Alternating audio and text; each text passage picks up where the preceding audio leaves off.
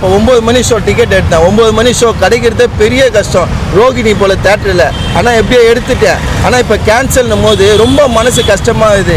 இது பார்த்தீங்கன்னா சூர்யா சாருக்கு மட்டும்தான் இது போல் பல எதிர்ப்புகள் வருது. அது ஏன்னு தெரியல. அவர் எதுக்கு இதை முடக்க பார்க்குறாங்கன்னு ஒன்றும் புரிய மாட்டேது தலைவா. படம் பிளாக் பாஸ்டர் ஹிட்டு கொடுக்கும். ஏன்னா ரொம்ப நாளாக சூர்யா சார் படம் பிளாக் பாஸ்டர் படம் ஹிட்டே இல்லை தலைவா. ரொம்ப மனசு கஷ்டமாகுது. இது போல் பிளாக் பாஸ்டர் ஹிட்டே இல்லைன்னு.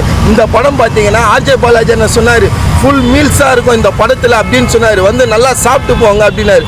வந்து பார்த்தா வாயில் காஞ்சி போன போல் இருக்குது தலைவா. அவ்வளோ மனசுக்கு வேதனையாகுது.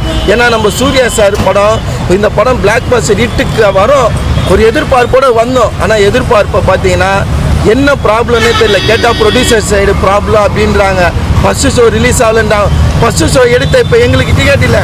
12 மணி ஷோ எடுத்தவங்களுக்கு இப்போ அவங்கள போய் பார்ப்பாங்க. அப்போ எங்களுக்கு எவ்வளோ வேதனையாக இருக்கும். 9 மணி எடுத்த எங்களுக்கு எவ்வளோ வேதனையாக இருக்கும். பணம் ரிட்டர்ன் வந்தால் சரியாயிடுமா? ஏன்னா நாங்கள் சூர்யாவோட ரசிகர்.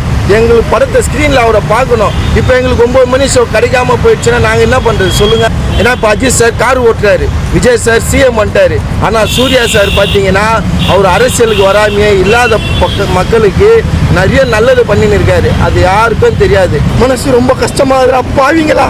என் தலைவன் படத்தை ஏன்டா அப்படி முடக்கிறீங்க? உங்களுக்கு என்னடா போகணும்.